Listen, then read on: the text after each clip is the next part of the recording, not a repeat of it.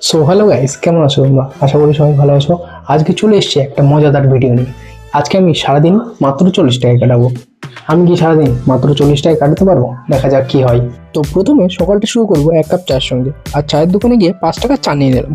আর আমাদের বাঙালিদের তো চা ছাড়া যেন দিনটা শুরুই হতে চায় না। তো এরপর চলে গেলাম একটু পেট ভরানো খাবারের দিকে। তো 10 টাকার পরোটা দিয়ে আমরা এখন সকালের খাবার সারলাম। তো চারিদিক ঘুরে ঘুরে আমার বাজেটের মধ্যে কোনো দোকানে খাবার পেলাম না, তাই 5 টাকার মুড়ি আর 5 টাকার চানাচুর দিয়ে আজকে লাঞ্চটা আমি সারবো। আর আমার কাছে আর আছে মাত্র 15 টাকা। এতে আমার সারাদিনটা এখনো কাটাতে হবে, ডিনার করতে হবে। তারপর দুপুরের খাওয়ার পর আমার একটু ঘুম পেয়েছিল, তাই ঘুমিয়ে পড়েছিলাম। A few moments later. এবার পাড়া ছিল স্ন্যাক্সের, এবং স্ন্যাক্সের দোকানে গিয়ে দেখি অনেক কিছু ছিল, কিন্তু বাজেটের দিকে তাকিয়ে শুধু 5 টাকার একটা চপে নিয়ে নিলাম এবং খেতে শুরু করলাম। চপটা ভালোই টেস্টি ছিল।